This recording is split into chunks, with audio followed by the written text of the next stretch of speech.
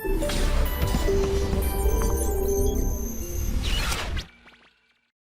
जो है अब हम लोग पढ़ने वाले हैं प्रबल अम्ल तथा प्रबल क्षार के लवण का जल अपघटन।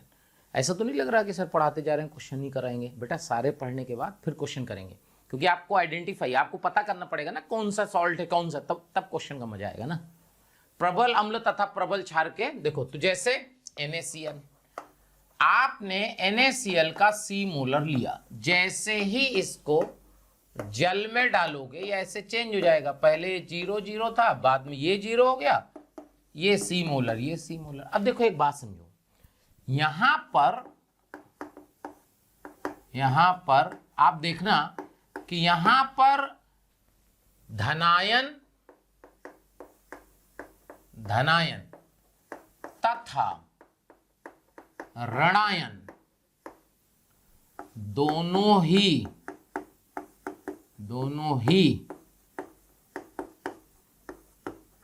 दर्शक आयन है। अर्थात समझना बेटा, अर्थात किसी भी आयन का जल अपघटन नहीं होगा, जल अपघटन नहीं होगा। अच्छा, अगर जल अपघटन हुआ ही नहीं, मतलब कुछ हुआ ही नहीं, तो इस तरह के लवण का पीएच जल के पीएच के बराबर होता है। अर्थात NaCl का पीएच 25 डिग्री सेंटीग्रेड पर 7 होगा। ये देखो, और अगर टेम्परेचर आप चेंज कर दोगे तो फिर NaCl का पीएच चेंज होगा, क्योंकि जैसे जैसे वाटर का पीएच, जल का पीएच चेंज होगा, वही पीएच NaCl का होगा।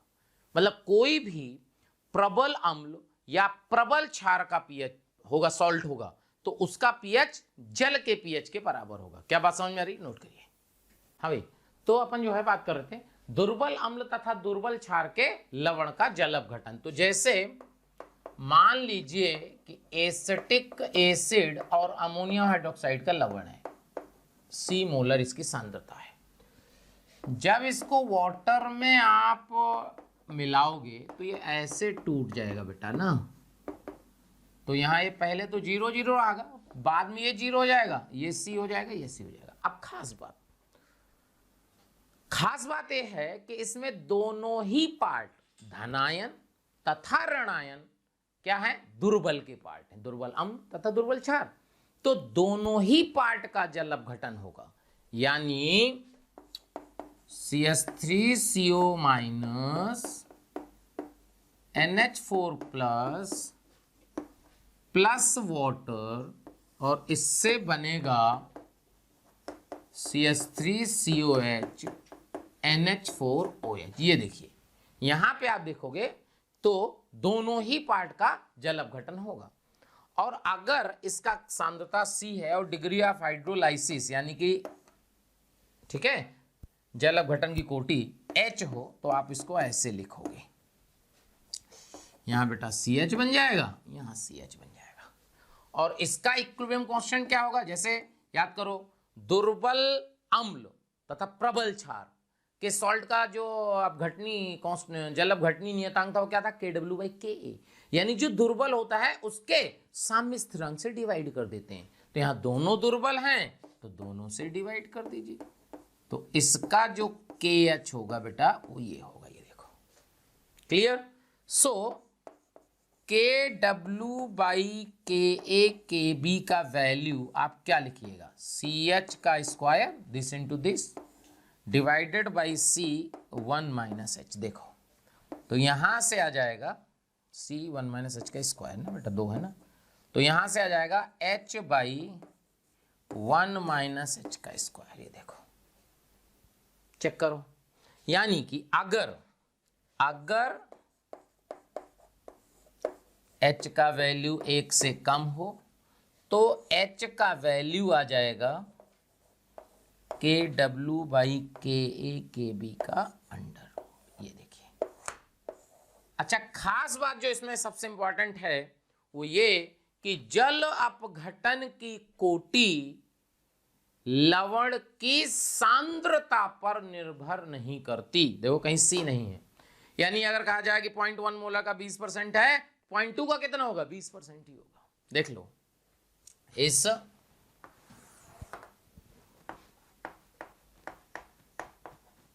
लवण के जल अपघटन की कोटि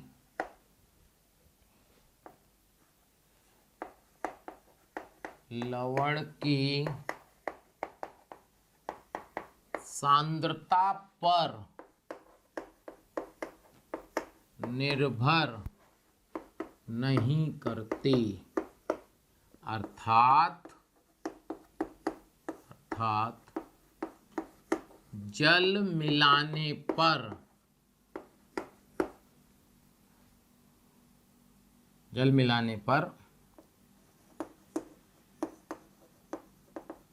अपघटन की कोटि समान रहेगी। ये देखिए, मतलब आपने विलेन को तनु कर दिया, तनु करने से इसकी जल अपघटन की कोटि चेंज नहीं होगी। ये तो आ गया, H आ गया। अब आपको इसका pH निकालना है। तो देखो बेटा, pH निकालने के लिए अब देखो यहां कहीं भी आप देख लो, कहीं भी H प्लस OH माइनस नहीं है, तो होगा क्या? ये या ये जो बना ये वापस आयोनाइज होगा ऐसे, और यहां से ये जो H प्लस आएगा यहां से pH आएगा। चेक करो, तो यहां इसका इक्विलिब्रियम कांस्टेंट क्या है? Ka। तो यहां Ka का वैल्यू आप लिख सकते हो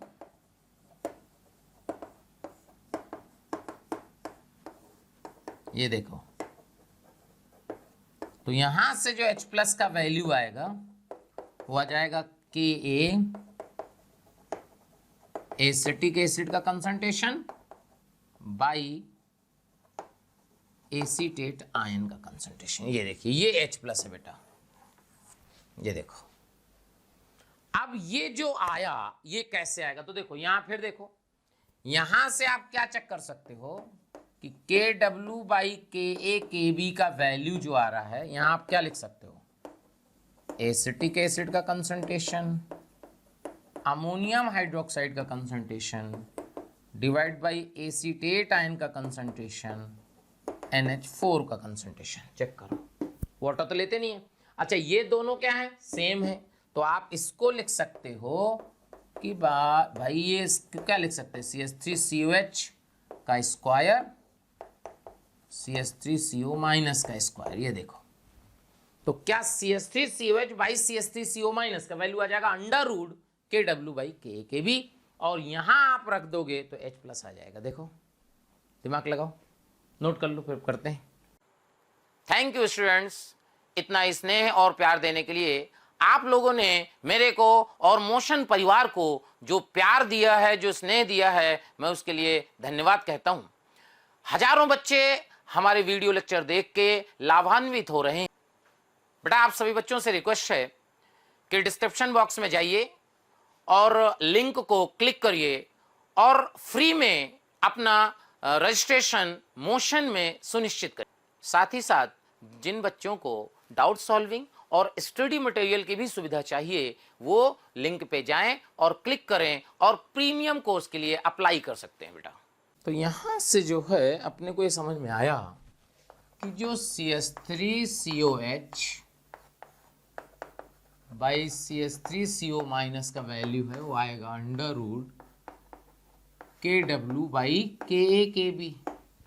अब यहां आप रख दीजिए, तो जो H प्लस का वैल्यू आ जाएगा, देखना बेटा, जो H प्लस का वैल्यू आ गया वो आ जाएगा KA into KW by KAKB। Okay, तो यहां से जो H प्लस का वैल्यू आएगा वो आएगा KW बाई KAKB।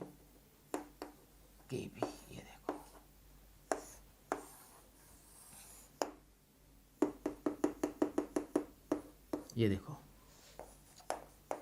अगर Ka का वैल्यू Kb से ज्यादा होगा, देखो Ka का वैल्यू Kb से ज्यादा, तो ये वैल्यू जो है आप देखोगे विलयन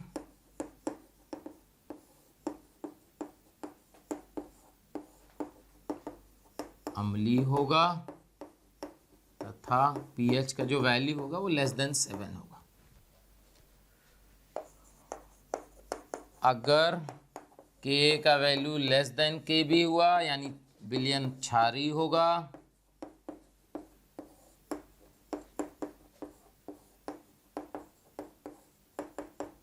अर्थात pH का वैल्यू ग्रेटर देन 7 होगा। अगर Ka बराबर Kb होगा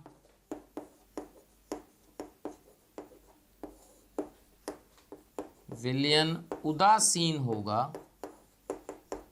और pH का वैल्यू 7 होगा।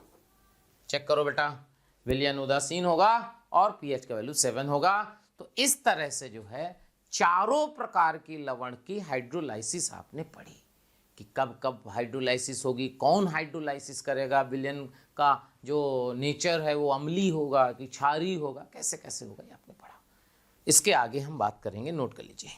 अब ये देखिए प्रश्न आया, करा 300 ml 0.1 मोलर एसिटिक एसिड में 100 ml 0.3 मोलर NaOH मिला दिया गया, तो करा विलयन का pH तथा लवण के जल अपघटन की कोटि क्या होगी। तो देखो एक बात समझो, अब इसका अगर सॉल्यूशन समझा जाए तो क्या होगा भाई, एसिटिक एसिड में NaOH आप मिला रहे हो, तो जब एसिटिक एसिड में NaOH मिला रहे हो तो ये बनेगा CH3CONa प्लस वाटर। ठीक है, अब देखो ये जो रिएक्शन आप देख रहे हो, इस रिएक्शन को खत्म होने के 3 तरीके हैं। कैसे? ये और ये दोनों ही सीमांत अभिकर्मक हो जाएं, मतलब जो दुर्बल अम्ल है, प्रबल क्षार है, दोनों ही सीमांत अभिकर्मक हो जाएं।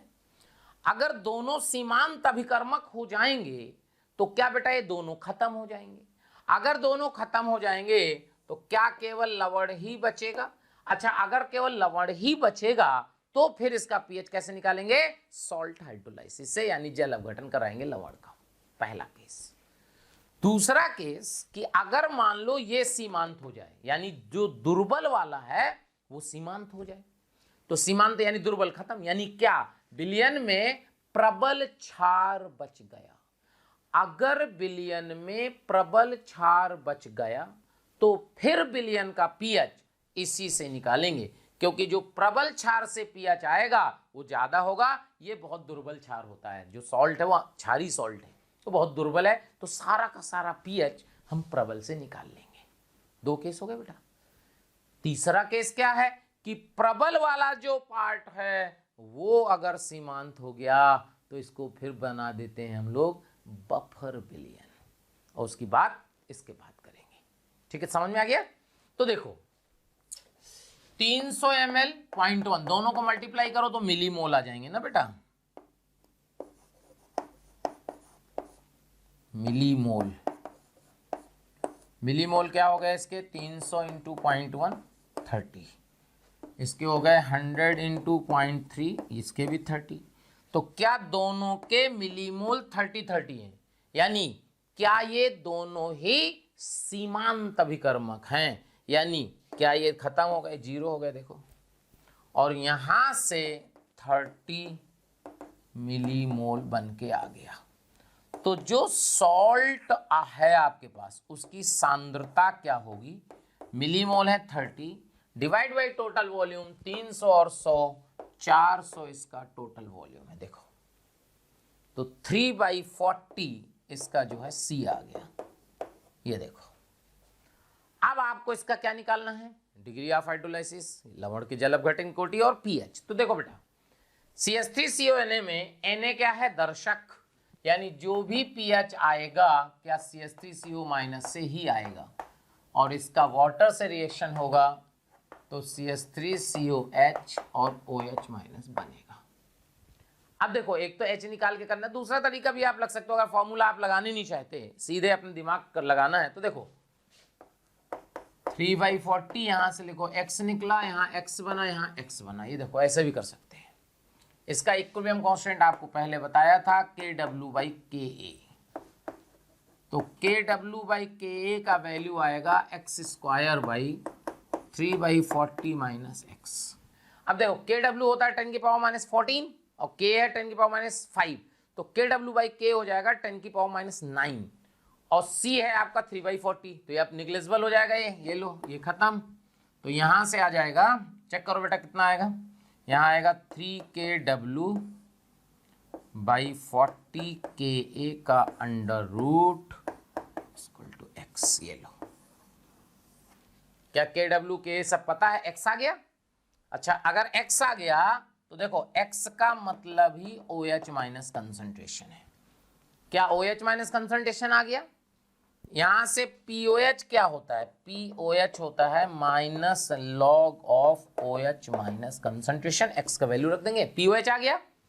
अच्छा pH क्या लिख दोगे बेटा, 14 माइनस POH, क्या निकाल लोगे, देखो सब सॉल्व करना पड़ेगा।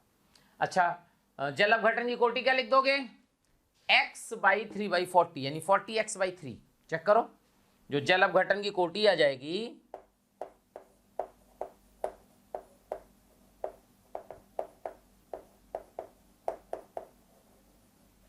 x/c होता है, तो x/3/40,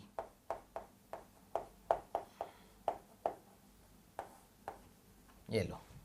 क्या x का वैल्यू यहां से सॉल्व कर लोगे ना, KW/K रख देना, सॉल्व कर लेना, तो यहां से जो है x आ जाएगा, x आते ही सारा मामला क्लियर हो गया, आसान है। देखो क्या भाई बात समझ में आई, नोट करिए। प्यारे बच्चों, बहुत सारे बच्चों के कमेंट आ रहे हैं ना कि आप इस टॉपिक पे वीडियो बनाइए, तो मैं बच्चों आपको बताना चाहता हूं कि ऐसा हो सकता है कि वो वीडियो ऑलरेडी चैनल में पड़ा हो। उसके लिए आपको करना क्या है कि मोशन के चैनल को सब्सक्राइब करना है और बेल आइकन को हिट करना है, जिससे आपके कोई भी नोटिफिकेशन मिस ना हो। हम कोशिश करेंगे कि आपकी जो डिमांड है मोशन परिवार पूरी करे। देखिए क्वेश्चन है, करा 300 ml 0.1 मोलर अमोनियम हाइड्रोक्साइड में 300 ml 0.2 मोलर HCl विलयन मिलाया गया ना, तो करा विलयन का pH तथा लवण के जल अपघटन की कोटि क्या होगी, गिवन है आपको, ये दिया है, K भी इसका दिया है। तो देखो समझो होगा क्या इसमें बेटा, इसमें क्या होगा, इसमें अमोनियम हाइड्रोक्साइड का रिएक्शन जब HCl से होगा तो अमोनियम क्लोराइड सॉल्ट और वाटर मिलेगा। देखो इसके मिलीमोल निकाल लो, तो 300 × 0.1 30 मिलीमोल, चेक करो m मिलीमोल है भाई ना, 30 मिलीमोल। इसके 300 × 0.2 ये 60 मिलीमोल, चेक करो बेटा, बोलो। तो यहां से ये लिमिटिंग हो गया, लिमिटिंग मतलब सीमांत, लिमिटिंग रिएजेंट मतलब सीमांत अभिकर्मक। अंग्रेजी भी सीखना जरूरी है क्योंकि कॉलेज में अंग्रेजी हिंदी कोई नहीं बोलेगा बेटा, ठीक है। और इसका बेटा 30 मिलीमोल बच गया, ये देखो, और इसका 31 आ गया, ये देखो, ये देखो। सो अगर सॉल्ट देखें कि अमोनियम क्लोराइड की सांद्रता क्या होगी, तो 30 तो इसके बेटा मिलीमोल है, डिवाइड बाय टोटल वॉल्यूम हो गया है 600, ये देखो, तो 1/20 0.05 मोलर, चेक करो, ठीक है, ये आ गया। अच्छा HCl भी बचा है, तो HCl की जो सांद्रता है वो भी मिलीमोल 30 है, डिवाइड बाय टोटल 600 वॉल्यूम है 0.05। अब देखो क्योंकि इसमें प्रबल अम्ल बच रहा है, तो आपको बताया था कि अगर प्रबल वाला पार्ट बचेगा तो सारा का सारा पीएच फिर हम प्रबल से ही निकाल लेंगे। तो HCl है तो यहां जो H+ आएगा वो आ जाएगा 0.05, तो यहां से बेटा पीएच का वैल्यू आ जाएगा माइनस लॉग, इसको लिख सकते हो 5 × 10⁻², तो ये 2 - log 5 आ जाएगा, ये देखो यहां से पीएच आ गया। अब आपको इसी क्वेश्चन में निकालना है लवण के जल अपघटन की कोटि। तो देखो यहां से अमोनियम आयन जो है इसका जल अपघटन होगा, क्योंकि Cl माइनस तो दर्शक हो गया, तो यहां से मिलेगा ammonium hydroxide plus H plus. इसका कंसंट्रेशन है 0.05, यहां से X निकला, यहां X बना, यहां X बना, और यहां पे आपको ये लिखना पड़ेगा, ये देखो ध्यान से, X तो बन के आया H प्लस, और जो सोल्यूशन में पहले से H प्लस पड़ा था वो भी ऐड कर दो। कौन सा H प्लस? ये वाला कॉमन आयन इफेक्ट, सम आयन प्रभाव लग गया इसमें, और इक्विलिब्रियम कांस्टेंट होगा इसका KW/KB। सो KW/KB का वैल्यू आप लिखिएगा X into X plus 0.05 divide by 0.05 minus X। अब निगलेक्शन थ्योरी लगानी पड़ेगी, तो इसका वैल्यू 10⁻⁹ है, ये C है, तो KW/C के इक्विलिब्रियम/C देखोगे अपनी रेंज से बहुत ऊपर है, तो ये खत्म हो गया, ये निगलेक्ट हो गया। जब यहाँ निगलेक्ट हो गया बेटा तो यहाँ भी निगलेक्ट हो गया, लो ये भी कैंसिल हो गया, लो सीधे X का वैल्यू आ गया KW/KB, 10⁻⁹ आ गया भाई, X बहुत कम हो गया। तो जो डिग्री ऑफ हाइड्रोलाइसिस जल अपघटन की कोटि आएगी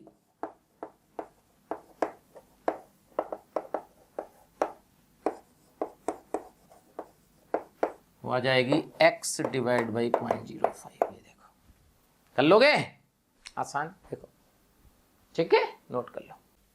देखिए भाई हम लोग अब पढ़ने वाले हैं बहुआयन का जल। अब बहुआयन का मतलब क्या है? अबे बहु मतलब वो वाला बहु नहीं, बहुआयन का जल अपघटन का मतलब है ऐसा सॉल्ट जिसमें एक से ज्यादा चार्ज हो, मतलब -2 -3, अभी तो -1 +1 वाला पढ़ रहे थे, अब एक से ज्यादा चार्ज वाले। जैसे देखो क्वेश्चन क्या आएगा, इसमें सीधे क्वेश्चन से बात करते हैं।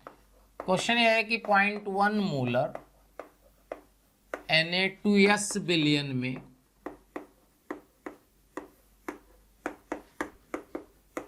HS माइनस सांद्रता, S माइनस 2 सांद्रता, H2S की सांद्रता तथा pH क्या होगा, ये देखो क्वेश्चन है।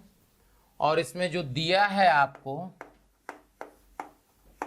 दिया है KA1 दिया है आपको 10⁻⁻⁷, KA2 दिया है 10⁻⁻13 H2S के लिए। किसके लिए है? H2S के लिए। देखो अब समझो ध्यान से, देखो Na2S में Na तो हो गया दर्शक आयन, यानी S-2 यानी कि सल्फाइड आयन की क्या होगी? हाइड्रोलाइसिस। तो यहां पे बेटा क्या होगा कि जो सल्फाइड आयन है वो वाटर से रिएक्ट करेगा, और एक एक करके H देना है। पहले बनेगा HS- और OH-। ये देखो, फिर ये जो HS- बना ये फर्दर वाटर से रिएक्शन करेगा और बना देगा H2S OH-। ये देखो जैसे हमने पॉलीप्रोटिक एसिड, याद है बहुप्रोटिक एसिड का किया था, उसी तरह। अब इसका सांद्रता है 0.1, यहां से X निकला, यहां X बना, यहां X बना, ये वापस यहां आया, यहां से Y निकला, ये Y बना, ये Y बना। क्योंकि कंटेनर तो एक है तो OH- तो जुड़ जाएगा ना बेटा, तो OH- जो नेट हो जाएगा वो X + Y हो जाएगा। देखो यहाँ पे HS- X - Y है, तो यहाँ भी हम X - Y कर देंगे। ये देखो इतना तो लिखना आ गया। अब देखो सबसे इंपॉर्टेंट पार्ट इसमें क्या होता है, इसमें सबसे इंपॉर्टेंट पार्ट होता है हाइड्रोलाइसिस कांस्टेंट, इक्विलिब्रियम कांस्टेंट, साम्य स्थिरांक निकालना। देखो S-2 अम्ल का पार्ट है या क्षार का पार्ट है? तो आप कहोगे ये तो अम्ल का पार्ट है, H2S से आया ना बेटा, तो S-2 अम्ल का पार्ट है। अच्छा अम्ल का पार्ट है, वाटर में बिहेवियर क्षार की तरह है, बताए थे। अगर अम्ल का पार्ट क्षार की तरह बिहेवियर शो करे तो KW/Y होगा भाई। तो इसका इक्विलिब्रियम कांस्टेंट होगा बेटा KW/Y। अब क्या जो बन रहा हो, HS- बन रहा है, अब HS- का इक्विलिब्रियम कांस्टेंट क्या होगा? Ka2। क्यों? HS- एक H निकल चुका है, दूसरा H निकलेगा, तो KW/Ka2 आएगा इसका, और इसका आएगा KW/Ka1। ये देखो K2 देख लो 10⁻13 है, KW 10⁻14 होता है, तो नेट हो गया 10⁻1। इसका मतलब KW/K2 का वैल्यू KW/K1 से बहुत बड़ा है। इसका मतलब ये हुआ कि पहले का जो साम्य स्थिरांक है वो बहुत बड़ा है KW/Ka1 से। इसका मतलब हुआ कि x का वैल्यू भी बहुत बड़ा होगा y से। तो यानी y को हम x के रेस्पेक्ट में निगलेक्ट कर देंगे, नगण्य मान लेंगे। तो देखो ध्यान से देखना, यहां पे आप लिखना KW/Ka1 का वैल्यू कैसे लिखोगे, यहां लिखोगे बेटा x minus y x plus y 0.1 minus x. देखो यहां से ये खत्म हो जाएगा, ये खत्म हो जाएगा, ये आ जाएगा x²/0.1 और इसकी वैल्यू आ जाएगी K2 है बेटा, K2 है ना पहला, हाँ, तो ये आएगा 10⁻1। अब ये 0.1 माइनस एक्स में x निग्लेजिबल नहीं होगा, क्योंकि K/C देखोगे तो कितना आएगा 1, तो इसमें क्वाड्रेटिक बनेगी। तो ये द्विघात समीकरण से आप x का वैल्यू निकालना पड़ेगा आपको। द्विघात समीकरण बना देते हैं, तो ये आ जाएगा 10x² plus x minus 0.1, check करो, इक्वल टू 0। ये द्विघात समीकरण बनेगा, इससे x का वैल्यू आप निकाल लेना, ठीक है। दूसरा जो है KW/Ka1 चेक करते हैं। KW/Ka1 ये है y into x plus y by x minus y. ये देखो अब y का वैल्यू x के रेस्पेक्ट में नगण्य था, तो ये 0 हो गया, ये 0 हो गया, देखो ये भी कैंसिल हो गया, तो y का वैल्यू आ गया KW/Ka1। ये लो, एक बार x आ गया, y आ गया, तो यार जो निकालना हो निकाल लो भाई। H प्लस कंसंट्रेशन जो होगा pH निकालने के लिए वो क्या है, OH प्लस क्या है, OH माइनस निकाल लो ना पहले। OH माइनस क्या आया है, x प्लस वाई, तो ये है तो x ही ना। देखो OH माइनस से POH आ जाएगा, और 14 में से माइनस कर दोगे POH को तो pH आ जाएगा। pH प्लस POH 14 होता है ना बेटा, POH निकाल चुके हो, pH के लिए 14 में से माइनस कर देना, pH आ जाएगा।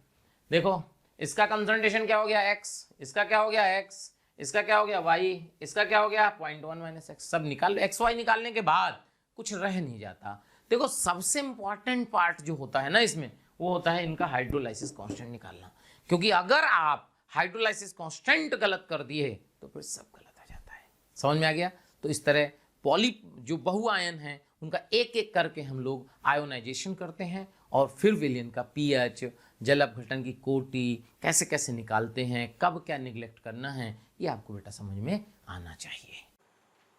प्यारे बच्चों, अगर आपको हमारी वीडियोस पसंद आ रही हों तो उनको लाइक और शेयर करें, जिससे जरूरतमंद बच्चों तक वो वीडियो पहुंच सके। और मैं बच्चों ये कहना चाहता हूं कि आप जब वीडियोस देखें तो उसमें कमेंट जरूर लिखें, क्योंकि एक एक कमेंट, आपका एक कमेंट मेरी पूरी टीम को मोटिवेशन देता है। इसलिए आपसे रिक्वेस्ट है बेटा कि कमेंट जरूर करें।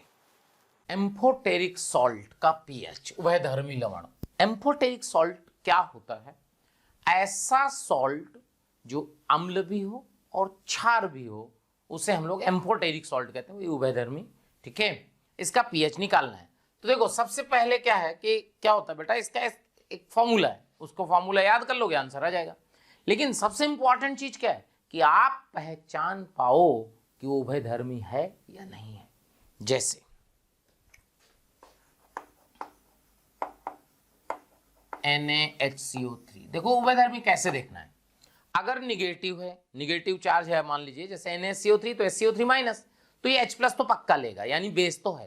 अब आपको क्या सोचना होता है कि ये H दे भी पाएगा कि नहीं, तो ये दिमाग लगाना पड़ता है कि भैया अपन ने जैसे HCO3 माइनस देखा, अब H प्लस हटा दो, तो H प्लस हटाओगे तो CO3 माइनस 2। अब आप देखोगे CO3 माइनस 2 कार्बोनेट होता है तो देता ही होगा, बस हो गया आंसर, ऐसे पता कर लेते हैं। तो जैसे NaHCO3 हो गया, देखो NaH2PO2, मान लो ये सॉल्ट है। अब ये कहा जाए ये उभयधर्मी है या नहीं है, तो आप देखो कि इसको H प्लस देके इसका एसिड बनाओ, तो H प्लस दोगे तो ये बन जाएगा H3PO2। H3PO2 जो है इसका नाम है हाइपोफास्फोरस एसिड, और ये क्या होता है, एकल क्षारीय होता है। एकल क्षारीय मतलब एक ही H प्लस देता है।